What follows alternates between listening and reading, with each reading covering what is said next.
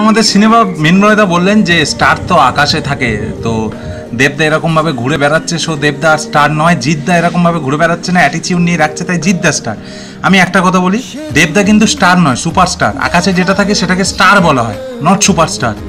দেবদা is the last superstar. ওকে, মানে একটাই কথা ক্লিয়ার, সেটা আমি মানি, সমস্ত মানুষ মানে।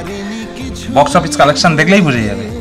আর দেখুন, মৃন্ময়দা যেটা বলেছে একদিক থেকে, যে মানুষের উন্নতি করাটাই, মানুষের হেল্প করাটাই যদি আলটিমেট লক্ষ্য হয়ে থাকে, তাহলে রাজনীতির দরকার নেই।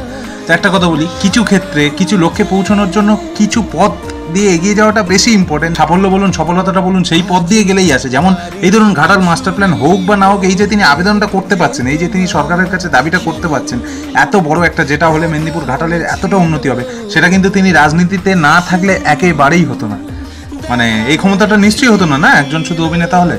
কিছু কিছু ক্ষেত্রে কিছু সাফল্যে পৌঁছানোর জন্য কিছু নির্দিষ্ট পথ ধরাটা খুব জরুরি। আর তিনি তো সিনেমায় কোনোখানে কমতি দিচ্ছেন না বা ঘাটতি দিচ্ছেন না, হিট দিয়েই চলেছেন বা সিনেমার।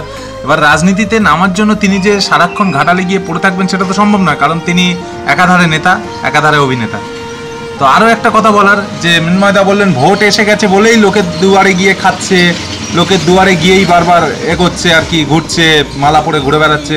তো একবার খতিয়ে দেখে নেবেন যে ঘাটালের বন্যা পরিস্থিতির সময় কোন মানুষটা প্যানজামা ঘুরিয়ে কাদার ভিতরে হাওয়াই চপ্পল হাতে নিয়ে এগিয়ে গিয়েছিলেন, কিংবা করোনার সময় কোন মানুষগুলো যখন পরিযায়ী শ্রমিকগুলো আসতে পারছিল না, নিজের খরচায় কীভাবে তাদের ফিরিয়ে এনেছেন। এই ডিটেলসগুলো একটু চেক করে নিয়েই বললে ভালো হতো। আর অবশ্যই আমি সিনেমা মৃন্ময়দার ভিডিও দেখতে ভালোবাসি, তাকে সম্মান দিয়েই জাস্ট একটু কিছু কথা বলা, কারণ কিছু কিছু কথা গায়ে লাগে আর কি, একজন দেব ফ্যান হিসাবে গায়ে লাগে।